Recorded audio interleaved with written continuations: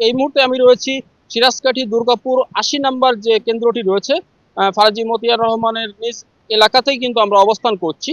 আমরা ইতিপূর্বে লক্ষ্য করেছি যে বিভিন্ন কেন্দ্র ঘুরেছি, মাঠ কিন্তু জনশূন্য পেয়েছি। আমরা এই কেন্দ্রে এসে দেখতে পেরেছি যে জনগণের উৎসব মুখর পরিবেশে কিন্তু তারা ভোট প্রদান করছেন।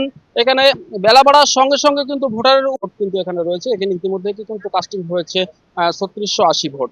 তো আমরা দেখতে পাচ্ছি যে সকাল বেলা বাড়াবার সঙ্গে সঙ্গে কিন্তু এখান থেকে নারী ভোটারের যে উপস্থিতি রয়েছে, উপর নারী ভোটারের উপস্থিতি চোখে পড়ার মতো উপস্থিতি রয়েছে।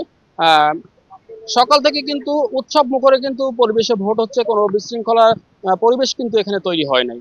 আসলে নতুন ভোট দিয়ে আসার আনন্দটাই আলাদা। ফার্স্ট ভোট দিছি, অভিজ্ঞতা হবে এই আর কি।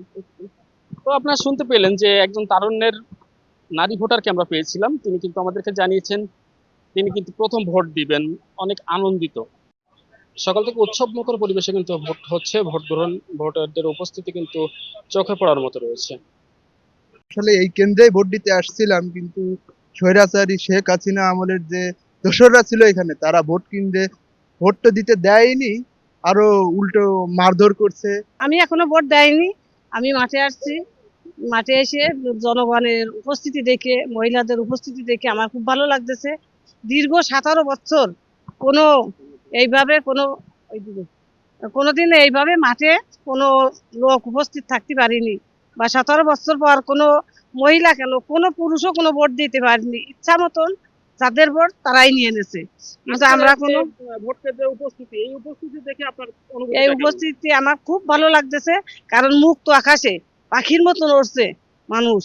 মানুষ এই কেন্দ্রের ফলাফল আমি আশা করি যে জাতীয়তাবাদী দল ফারাজি মতিয়ার রহমান ধানের শীষ মার্কা বিজয় হবে, আমি আশা করি। দর্শক শুনছিলেন, তিনি কিন্তু যশোর ৮৮ আসনে যে প্রার্থী রয়েছে, ধানের শীষের প্রার্থী ফারাজি মতিয়ার রহমান, সেই মতিয়ার রহমানের বিজয় নিশ্চিতের লক্ষ্যে কিন্তু তিনি কাজ করে যাচ্ছেন। জি ধন্যবাদ। আমি মোহাম্মদ আবুল খায়ের, আমি সহকারী অধ্যাপক ভৈরব ডিগ্রি কলেজ। আমি এখানে আমার রিটার্নিং অফিসার কর্তৃক দায়িত্বপ্রাপ্ত প্রিজাইডিং অফিসার। এটা ৮১ নম্বর ইফতারপুর কেন্দ্র। এখানে 10টা পর্যন্ত প্রায় 700 বেশি ভোট কাস্ট হয়ে গেছে। আর এখানে যেটা ঝুঁকিপূর্ণের কথা বলেছেন, আসলে আমি এখানে এই ধরনের কোনো আশঙ্কাই দেখিনি, আমি এই ধরনের কিছু মনেই করিনি। এখানে এখানে শান্তিপূর্ণভাবে ভোটাররা অতি উৎসাহে ভোট দিতে আসতেছে, কোনো ধরনের বিশৃঙ্খলা নাই, আর এই কেন্দ্র ঝুঁকিপূর্ণ না আমি মনে করি। অগ্রযাত্রা প্রতিদিন নির্ভীক প্রত্যয়ে উজ্জীবিত।